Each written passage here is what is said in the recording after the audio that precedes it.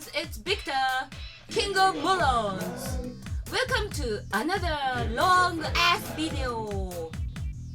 Give me a break, man. Give me a flake, man. With Ronin Dave. Ronin Dave. Kanpai. A little coffee. Want some whiskey in that? No? Too early in the morning? Yeah, actually, I wouldn't mind that. It's 10:40, and Ronin Dave is coming through Nagoya. Mm-hmm. Where you headed? Heading to Fukui for a festival this weekend. Okay. Now, for those of you who don't know, Ronin Dave has got one of those channels that for some reason doesn't like blow up, but it's like one of the top travel. Well, it's Matsuri. It's a Matsuri channel. Yeah, I would say most of the videos are Matsuri. Matsuri are festivals, Japanese festivals, and luckily because we both have faces perfect for radio. Mm-hmm. Luckily, you're not much in your videos. Actually, no. He's actually behind the camera most of the time. Mm-hmm. So if you're interested in Matsuri stuff. A lot of cute girls. Yeah, they keep getting in the way of my videos too. They're always in the way. No matter where you go in Japan, there's always some cute girl with her legs. You know. I saw you had a negative comment on your Setsubun one with the girl you were interviewing that was all dressed up like Hime. Yeah. Why stop talking to young girls? You're too old.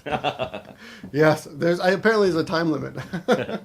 So actually, on that video, which I have to put up part 2. I was just walking around Oskanen, and I walked right into... Oh, were you with me that day? No, that was a different guy. But we have been there together. Oh, yeah. That was a different time. I was walking through Oskanen, and I just came into this huge Matsuri. My name is Mika. Mika Naruse. Mika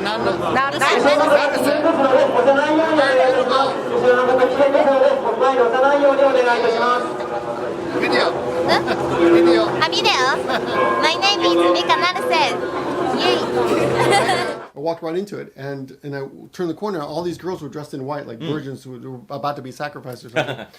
And yeah, they were very friendly, so I talked to them. Now, this wasn't because you've done a Setsubun video from that temple I've seen before. I've done a few. With the Oni. Yes. Yeah. Really original. Oni Devils.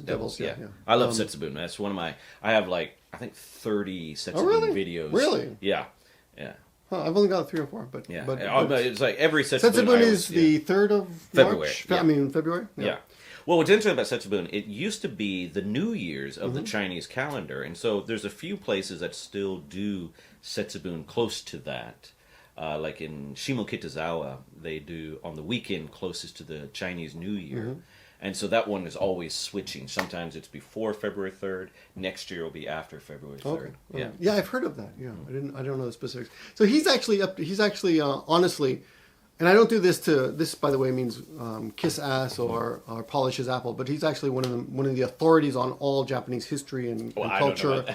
No, we've had him in this classroom with I've got obasans. I shouldn't say obasans. Older, very very intelligent women who are teachers. They themselves are teachers of Japanese, and they've been impressed. And he's been able to I guess. What would the word be? Outsmart? Not outsmart them, but stump them? Outshine them, stump them with history and stuff. Yeah. So anyway, very very quickly, check the description. Links to Ronin Dave on his channel if you're interested if you're honestly interested in Japanese culture and history and things like that. Oh, also, I was just going to mention real quick. I did a collaboration with Gudkarma. Oh, he's great. Gudkarma, yeah. We did I think it's a 3-4 hour long. It's broken up into 7 videos about the 47 Ronin. So if you really want to get into detail about the 47 Ronin, check. It's on his channel. What's his first name again? Were we allowed to say that? Maybe not. If you hadn't asked me, I would have known it. Now it's like, crap. Okay. He's a good guy though. I've met him. He's a really you check out Gudkarma too. Yeah. Okay. Yeah, he recently got in a fight, I think, with Megatron or something like that. Really? Yeah. I don't know From the Transformers? I think that was it. Was it Megatron or? Is there a video? Yeah. Yeah. Oh, yeah. Okay. There was something to do with Aido. Okay, in the description. I'll find it. Did I say that right? Aikido? No, Aido, the drawn on the sword. Oh, okay. Apparently, Megatron did a video saying that Aido was a bad form or something like that. Oh, really? Or wasn't useful. I'm sorry, who the hell is Megatron? He's the leader of the Decepticons. It is, isn't it? No, I'm actually joking. It's actually, his name is Metatron. I'm just making fun of his name. Oh, okay. I just thought, the first time I heard it, I was like, Gudkarma. I was like... That's what I thought. It's like, dude, you're in a fight with Megatron? Yeah, that's what I thought. I didn't know you were a Transformer. And then he said, Autobots roll. No, but no, he does have some interesting videos. So actually had a contrasting, YouTube back and forth? Yeah, and the two actually Drama. responded to each other. Drama, Yeah, really. yeah. But it was an interesting drama because it was more about, instead of just saying, "Oh, you're stupid," it was more about You're fat. Yeah. You're old. Yeah, it was more about Gudkarma was just trying to say, look, you can't. What was it? Metatron said it's always advantageous. I do speak English, to have your sword always ready, and Gudkarma's kind of disagreeing with that, and partly because he was basing it. Metatron was basing it on a video game. Oh. Yeah. And I can kind of see both points of it, but I think just so Gudkarma thinks you should whip it out.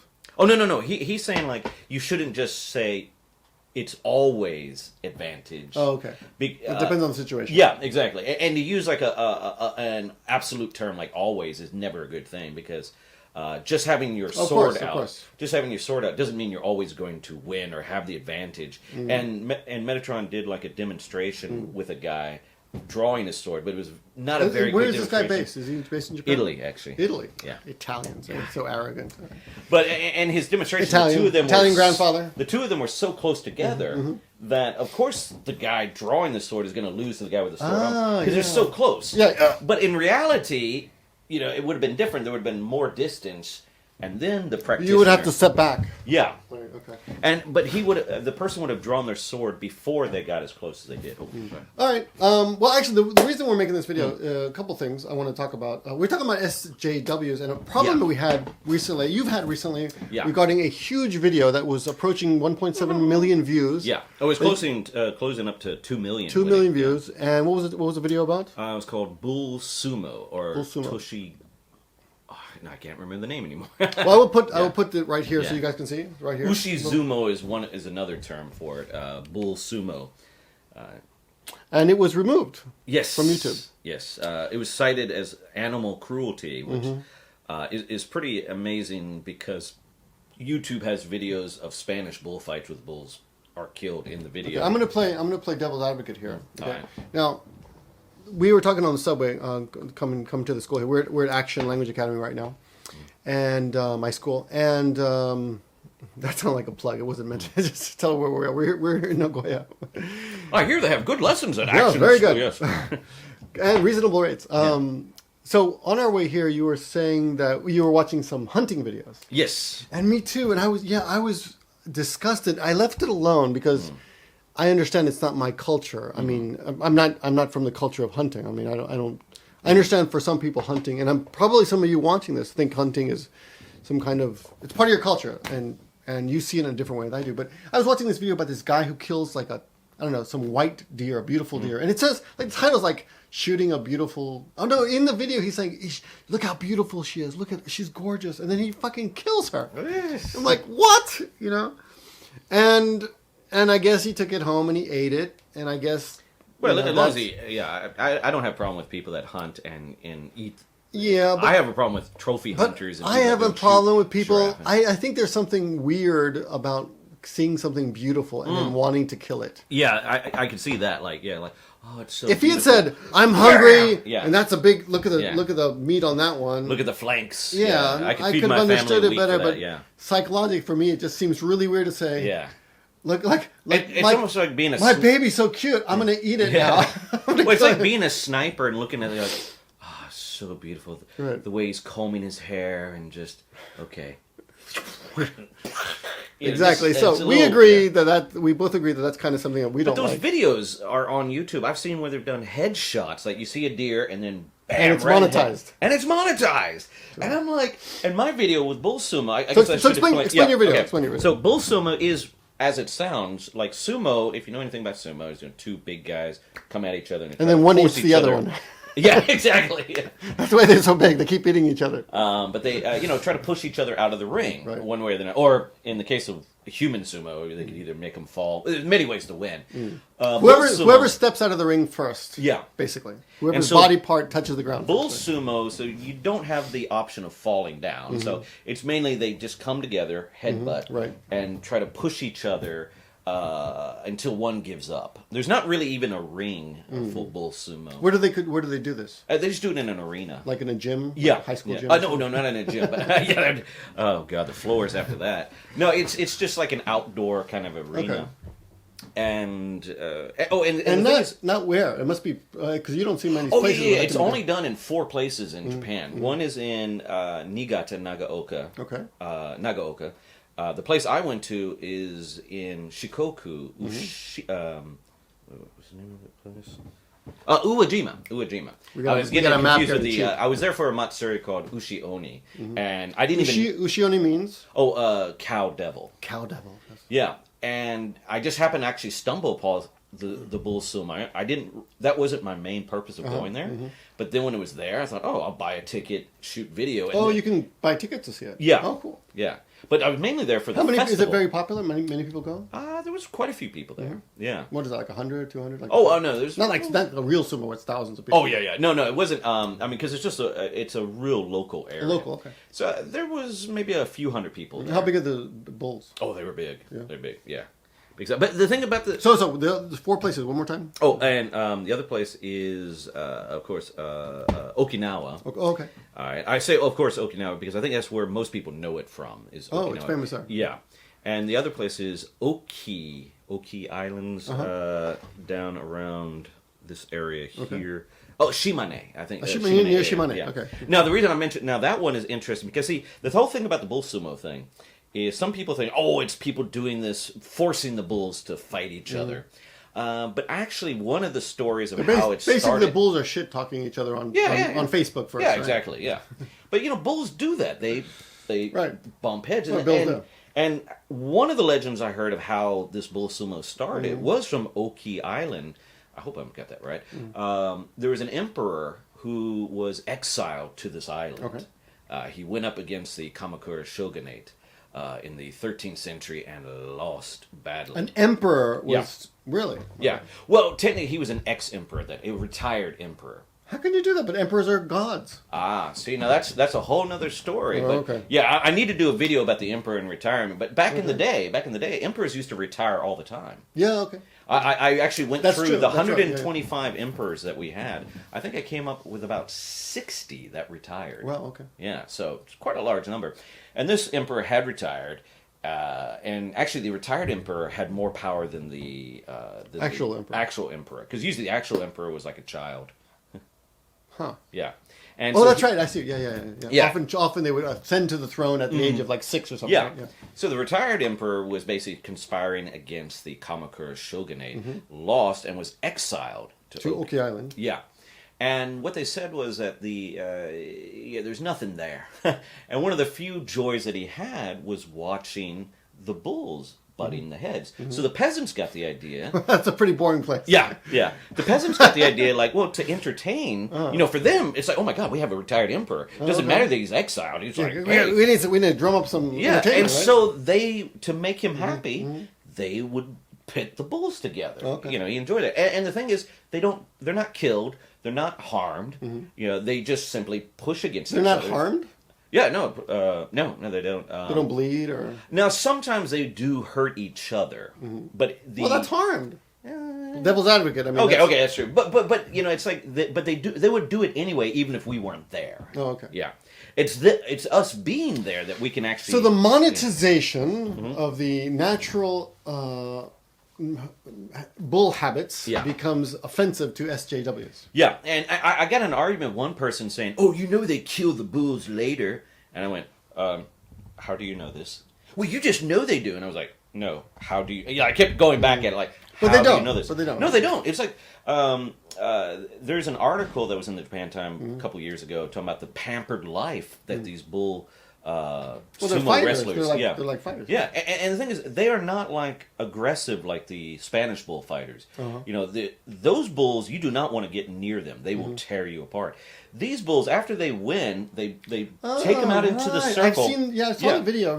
Yeah, and they put this blanket over them. Humans are actually pushing, come on, go get them. But like when they win, like the owner's children, they put the children on the bull. it's like the bull is a pet. Okay. You know, they love these bulls. These people love these. They're not going to kill these bulls, and they're definitely going to be concerned if they get injured in the match because again, one, it's those things are expensive to keep, but two, they actually generally love those bulls. Right. So this person, this SJW. I don't not know just that not term. just one, but actually, but it was just this particular one I remember because we were arguing back and forth, and this person had absolutely no knowledge. Well, let's they were just talking off their head. Let's not attack one person. But generally speaking, your video, as a result of, I'm sure not just one person, but various people took offense to that video. Yeah, and they had it taken down.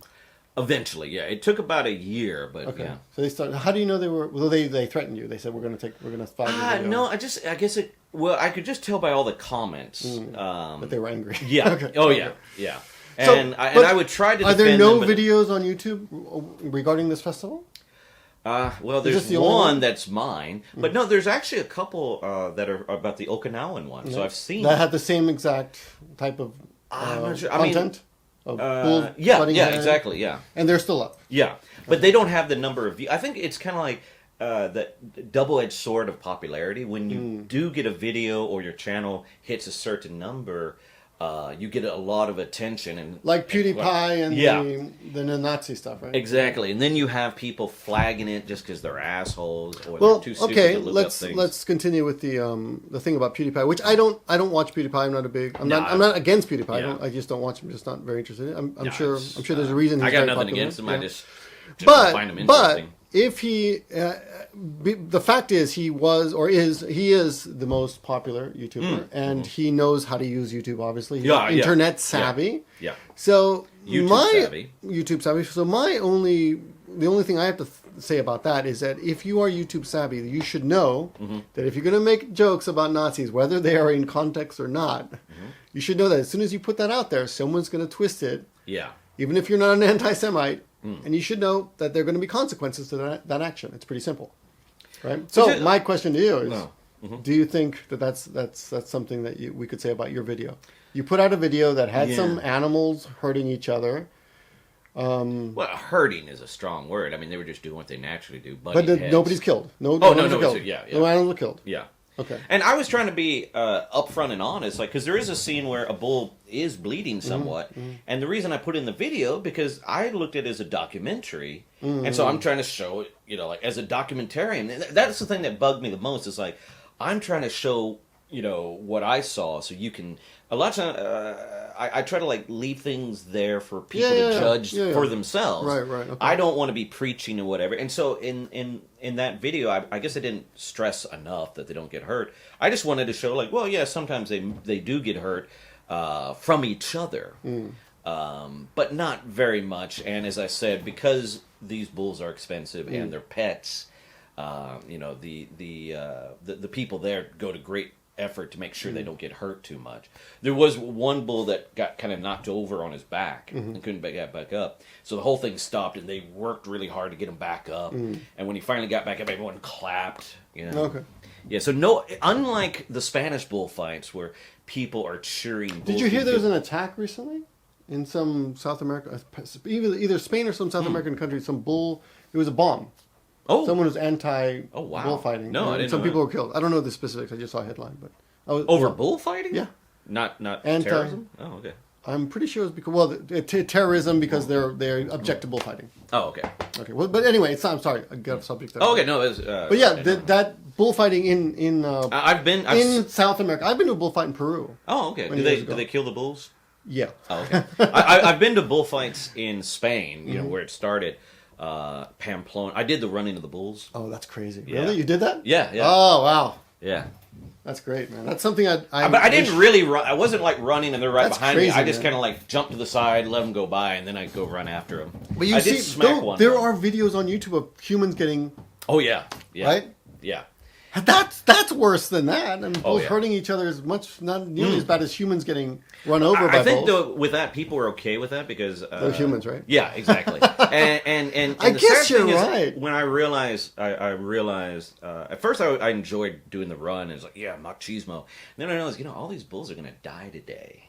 Oh. Yeah, wow. so I started having this epiphany or this change that I ran with the bulls more like as an honor guard, like I didn't like inside the arena. They let other bulls out and you can hit them with the newspaper to get them to chase you. I hit one once, and afterwards I thought about like that was just a shitty thing to do. And from then on I didn't do it anymore. I kind of considered myself like, I want to respect these bulls. Okay, so it isn't like you think it's okay to hurt animals on No. or justified tradition and things like that. So when I see like Pamplona and I see somebody getting run over, I don't feel that bad for them. I will admit that growing up with Hemingway myself. Oh yes, same. Yeah. I thought the bullfighting is a noble art and bullfighting is cool. But as I've gotten older, I realized that there's no honor in that. After I left Pamplona, you give a guy a pocket knife in a bull. That's it's not even a bull fight. It's like the bull doesn't ever have a chance hardly. Right. But very rarely, like 1% of the time, the bull does get away. Those are good days, and they'll clap and let the bull go. Yeah, right? But it's very rare. But after I had this epiphany at Pamplona, I then went down to southern Spain, and that's really where the bullfighting culture is. Pamplona only does it once a year for their festival. Northern Spain, and it's probably like if this happened.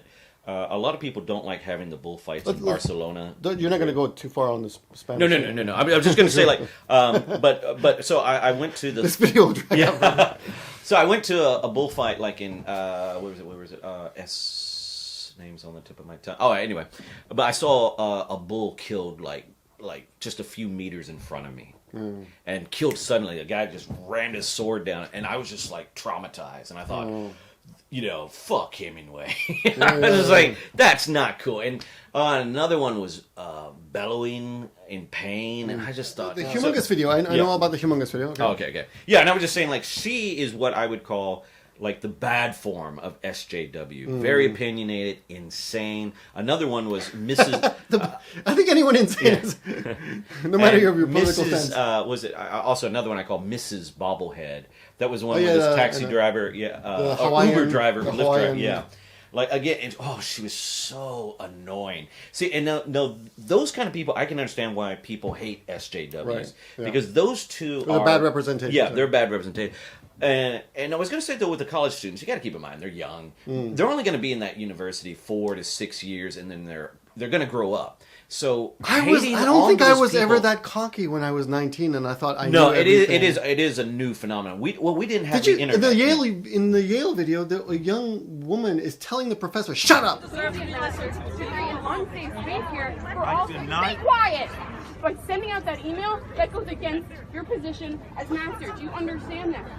No, I don't agree with that. Then why the did you accept the position?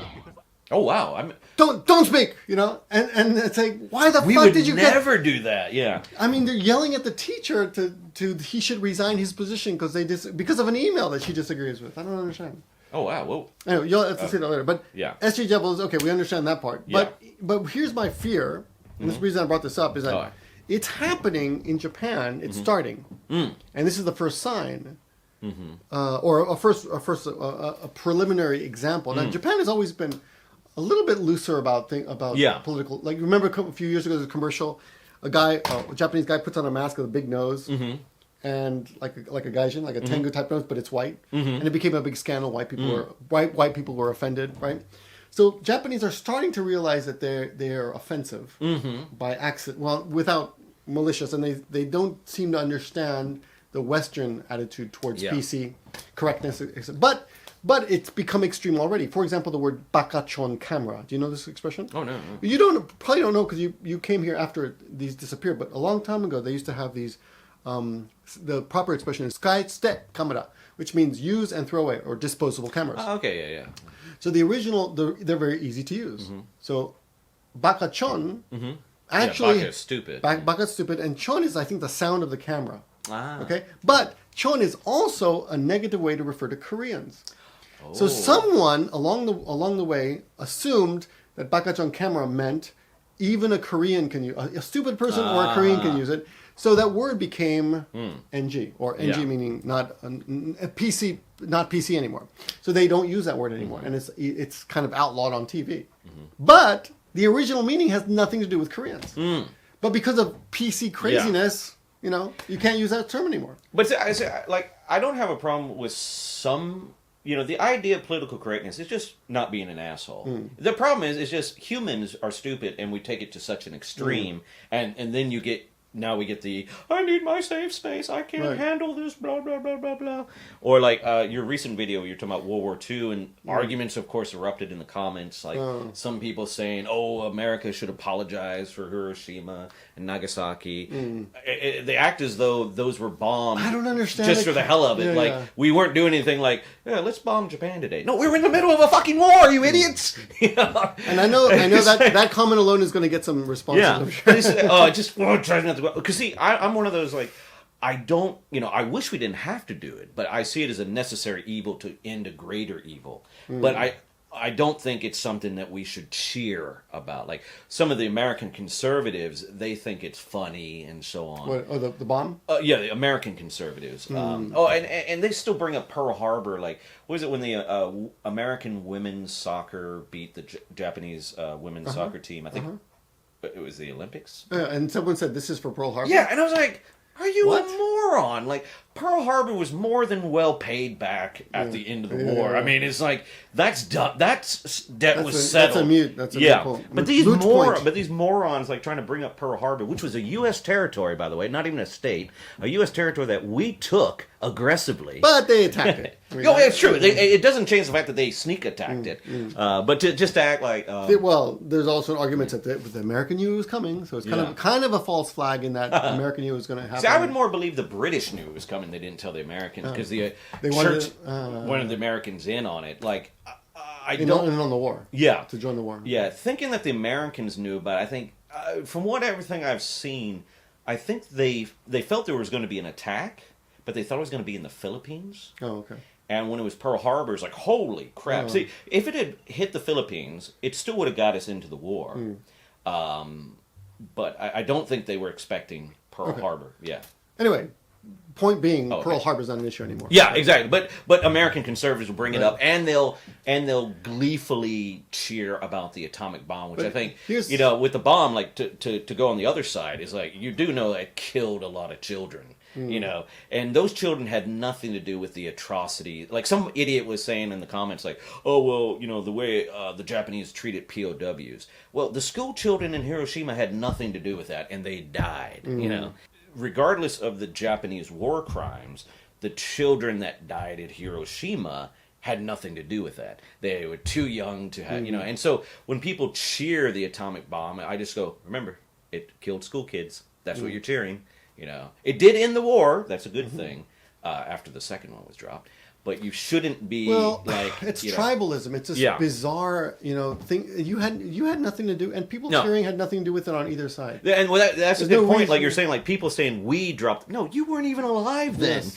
I like what you said in that video about like old people carrying on about World War II. How old are you talking about? Because as you mentioned, the war ended in 1945. If you were born exactly in 1945, you would be 77. Yes. No, sorry, 72. 72. Yeah. You'd be 72 years old, but with no actual direct memory of the war. You would have to actually have any memory. You'd have to be plus 15 years to that. Yeah, right? yeah. So like you might be 5 years old just to barely remember it. So, and that would make you 77. Yeah. But that would just be barely remembering as such a small child. So, well, 5-year-olds carry a lot of grudges. Let me tell you. That's true. But this idea, like, I think what it is, people just don't realize how time moves. Like, some people thought, kind of slightly change the subject, but still SJW, Brexit. Some people say all these old people voted for Brexit, and some people have said, we're trying to say, oh, they were the World War II generation, so they, you know, they knew something. They stood up to Hitler. I'm like, no, most of those old people grew up in the 60s. They're like 50 and 60. Yeah. And they fucked your country. Sorry to say that, but yeah. But anyway, but people had this idea like, oh, it must be okay because the old people voted for Brexit. That's the World War II generation. No, I'm sorry, that generation's almost gone. Yeah. You know, those people that survived the Blitz and all that, they're in their 80s and 90s. It's always interesting to me that some of the people that are most vehement about their opinions or defending that group are people who had nothing to do with it. Oh, yeah. Right? The younger people are the... Yeah. But anyway, my point with that recent occurrence, which I should make a J News about it. I'm thinking about moving all my J News over to my Japanese for Mornings channel, but which I can just increase the output there because they're they're very language specific. But yeah, I think in the future now we're going to see more of that. So I'm wondering what's going to happen in the future. Now, see, with that one, I can kind of understand. It's just like like where do you draw the line? Like his one, it's just not funny. One thing, it's not a funny joke, and two, it's like it's not just the nuclear reactor; it's the tsunami that that went along with that, and plus, a lot of people had to abandon their homes and haven't been able to go back. So no, but the question is, how do you deal with assholes in the university level? I mean, is that what you do? You dock somebody for 3 months and then the thing fire them? the thing that amazes me is like I can't believe it didn't even occur to him. Like you should be smarter than that. Like this is a young lady. But at the same time, they baby us here. They don't think we know anything. Yeah, true. So, I mean, they can you use chopsticks? Come on, you still get that question all the time. Yes. But you're expected to know about Fukushima and what's happening over there, even though it's I would have made a glow-in-the-dark joke. That guy, we don't even know who the guy is. Yeah, the teacher is. He could have just come over. He may not know anything about that. But still, it's not that the university has a responsibility. A glow-in-the-dark joke I would never make about someone from Hiroshima or Nagasaki because people died. It was a horrendous thing. I would make that joke about someone who maybe lives in my state, or just got X-rays or something, or Oak Ridge, because that's where they developed the bomb or something like that. And but nobody knows that. Okay, well, that would be a bad joke. Someone from Oak Ridge would go, ha very funny. Okay. They would get it, but there was no nuclear disaster there. But that'd be like saying to someone in Chernobyl, like, oh, you're from Chernobyl or that area, do you glow in the dark? It's like, fuck you, people died. Well, you know what? That's the kind of joke a 14-year-old boy would make. Yeah. Like, does your dog have 3 eyes or something now? Yeah. I can understand that. Yeah. It's just like, so I don't want to sound too SJW, but it's just like, you're talking about a tragedy. So it's not, it's... But I don't, I agree with you. Yeah. The guy was wrong to do that. Yeah. But is that how you deal with that? You have 3 months docked pay? That doesn't make any sense is what I'm saying. Yeah. The way the Japanese dealt with this. I might have just like, well, I would have like, I probably would have suspended him, as a punishment. Suspended him, make him realize that, this isn't cool. This girl, obviously suffered some trauma of some sort. Like, I'm just guessing, but just knowing that she came from Fukushima in some way. Yeah, she could have been, Yeah. Like, it's just, just the stupidity. That's what gets me. It's not even the insensitivity, which is obvious. It's the stupidity of that comment. Like, but they did hire the guy. Yeah, I guess that says something about them. I think they're responsible too. Oh, to some extent. I don't know how much. But why don't you just fire the guy? Why would you suspend him anyway? Just fire him. Oh, okay. So you say, just so fire you're being him. harsher. Okay. No, I don't think it's harsher. I think the whole. I don't understand the logic of 3 months docked pay and then fire him. Yeah, I see what you're saying. And then well, one thing it is Japan. They don't really like to fire people. That could have been in the contract. Yeah. That's well, true. in general, if you work at a company for quite a while. They can't just fire you. Unlike America, you're fired. Trump. You're fired. You're fired. Oh, that's a whole other issue. In Japan, they're not big on firing people. That's true. In fact, if you're a terrible employee, they will put you in the corner seat. Mm-hmm. And you'll live out the rest of your company days sitting in the corner, pretty much doing nothing, looking out the window. You get to watch the squirrels play or something. So that's about it. But it's a very different country. But whereas in America, they as soon as we have a hiccup in our finances, let's lay off about 1,000 people. You make a comment on Facebook or Twitter, you're fired. Oh yeah, that too. Yeah. So I wonder what's going to happen in Japan. So we're going to keep our eyes open to that. Yeah. And see. Now that I will say, going back to the American side, I think the problem is this one. I think is kind of cut and dry. Like it was just a really offensive, stupid comment. But in the States, it's like people are making comments they have no idea. And what it is, people get offended on behalf of other people. Yes. That's what it is. Like, but I'm not even this person, but I'm offended. Yeah. Westerners in Japan as well get offended on on behalf of the Japanese. Yeah. And sometimes it's good. Like, actually, the biggest protectors of the Kyoto architecture are foreigners. They don't want. They have laws enacted in Kyoto that protect the architecture. When you build a convenience store, it's got to fit. And when they're old buildings that want to be torn down, the foreigners. There's some group I read years ago. That's ironically they are the ones that are defending the old buildings from being torn down. Alexander Kerr. He wrote about Dogs and Demons is one of his famous. I think I have that book. And he's really big about preserving old sites and things like Right. that. Yeah. But right now, these are the people who get pissed off and defend the Japanese most. yeah. Right? And that's who we see on YouTube right now. Those Yeah. people comments. And sometimes, again, they go overboard. They start apologize or they start defending Japanese war crimes. I'm like, guys, let's just, Yeah, just leave that alone. because they don't. That's understand, another bucket of worms. There. But I was gonna say they don't understand like why the Chinese and Koreans have a big issue. Like, like if you're arguing against an American conservative who's still bringing up Pearl Harbor 70 years after, go at it. Fair enough, because they're idiots. But you gotta understand. Leave all those comments. Those comments help our videos. But like I don't know if I should say this or not. But a friend of mine, a Korean friend of mine, one time just said, we'll have to end on this because I gotta get there. She once said like, "Why did you stop at 2?" I was like, "Whoa!" But see, completely different experience. Like I was. I think I said in the comments. See, Americans in World War II. For the most part, civilians did not suffer bodily harm. We were not bombed because of geographical location. And I think some people feel bad because of the bombings that we did in Japan. And actually, the fire bombings were much worse than the atomic bombs. A lot of people that talk about the atomic bombs, usually I find they're horribly ignorant when it comes to the fire bombing, which was much worse, destroyed far more. I was ignorant too. Yeah. I learned about that. And it's almost like, I mean, it sounds terrible. Yeah, I gotta go. Okay. Yeah.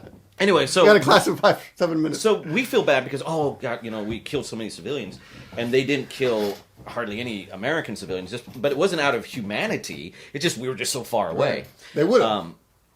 Well, in China and Korea, they didn't stop at it. Like when the Doolittle raid happened in 1942, it killed maybe a few dozen people, and the Japanese were up in arms about it, saying it's a war crime, blah, blah, blah, blah, blah. Then they proceeded to kill over 100,000 Chinese, trying to track down the airmen and anyone that helped them. And it's like, see, that's the thing, like Americans, we talk about the Doolittle raid, we don't talk about all the Chinese that died aiding us in that. 100,000. Wow. Yeah. I had no idea. Yeah. And so that's why the Chinese and Koreans have a very different perspective on the war. Well, that's than we do. among many other reasons. Yeah, among many other. Now, I mean, also, if we're going to get further, I do think the Chinese government overuses it to divert attention from themselves. Like when they start fucking up, they go, "Oh, by the way, remember 70 years ago, Japan hate Japanese, don't look at us." Yeah, right. Yeah. But still, like, people do have to realize there was bad done on both sides. No one was completely innocent in all this. You can't defend any side. You can't defend. And the fact is, most of us, the majority of people, were not alive then. Well, for some reason, we still feel like we have to defend our side. And we'll say we or you, and say, no, you weren't even alive then. The only person that was alive then was Captain America. Yes. And he was frozen. Yes. But anyway, to wrap it up. All right. Check out Ronin Dave's channel for historic, not this kind of conversation too much. No. Well, hopefully we'll get him back on the channel and do this conversation in the future, next time. And I'll see you at the Hanami. Oh, yes. Right? The Hanami. Links in the description. Thanks for watching, guys. I got to get to class. All right. See you soon. Bye-bye. See you guys. Bye-bye. やばい